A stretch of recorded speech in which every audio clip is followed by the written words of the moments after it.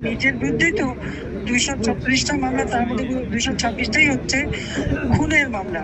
যদিও তাদের খুন করেছি বলে আমার বিরুদ্ধে মামলা দিয়েছে, অনেকেই আবার জীবিত হয়ে ফিরেও আসছে, তাদের দেখা যাচ্ছে তারা ফিরে এসছে। কোনো ঘটনা বাংলাদেশে ঘটছে, অর্থাৎ ওটা বাংলাদেশটাকে নিয়েই একটা আমি বলবো তার চরম অরাজক পরিস্থিতি। তার উপর দ্রব্যমূল্য, মানুষের আয়, সমস্ত কাজে কিন্তু নেই, একটা মানুষ তো জীবন যাপন করছে। বাংলাদেশের মানুষকে এই নির্যাতনের হাত থেকে রক্ষা করা এটা পবিত্র দায়িত্ব। এবং এই অবৈধ সরকার, ইউনিসের সরকার যতদিন ক্ষমতা থাকবে, এই দেশের মানুষ কোনোদিনই আর জীবনে শান্তি ফিরে পাবে না। এবং কারণ না, উনি ক্ষমতা এসেছেন একটা পাকা পথ ধরে, কাজে তার ক্ষমতা উপভোগ করা, অর্থ সম্পদ বানানো, দুর্নীতি করা, এটাই তাদের লক্ষ্য। যে কারণে প্রত্যেকটা মানুষের জীবনকে অতিষ্ঠ করে তুলেছে। নিরাপত্তাহীনতা, রাস্তায় তারা এই ধরনের একটা অন্ধকার যুগের দিকে আমাদের দেশটাকে ছেড়ে দিচ্ছে, দেশের মানুষকে ছেড়ে দিচ্ছে। আশ্রয়ের মাধ্যমে যাদের পরিবেশ ঘর দিয়েছি সেগুলো দখল করে দিচ্ছে।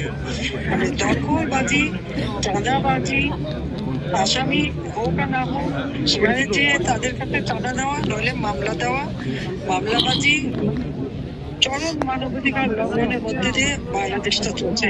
এই অবস্থা থেকে মুক্তি পাওয়াটাই হচ্ছে এখন সব থেকে বড় প্রয়োজন, দেশের মানুষকে রক্ষা করার।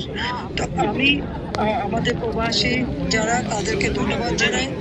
তারা যে গণতন্ত্র ফিরিয়ে আনার জন্য, দেশের মানুষের শান্তি নিরাপত্তা নিশ্চিত করার জন্য যে সকল পদক্ষেপ আপনারা নিচ্ছেন, আপনাদের অনেক ধন্যবাদ। বাংলাদেশে কারো কথা বলার অধিকার নাই, কোনো সংবাদপত্র অথবা টেলিভিশন কেউ কোনো নিউজ দিতে পারবে না।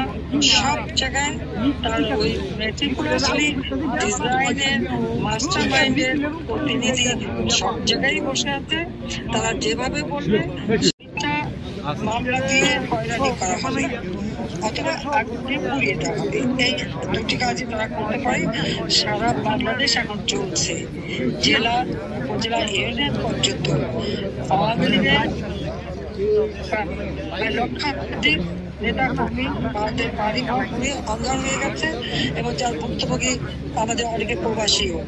তো আমি আপনাদের সবাইকে এইটুকু বলবো যে দেশের মানুষের জীবন মান রক্ষা করা, তাদের জীবনের শান্তি ফিরিয়ে আনা, কর্মসংস্থান ব্যবস্থা করা, দ্রব্যমূল্য নিয়ন্ত্রণ করা, ন্যায় বিচার নিশ্চিত করা, আইনের শাসন নিশ্চিত করা, এটা একান্তভাবে অপরিহার্য।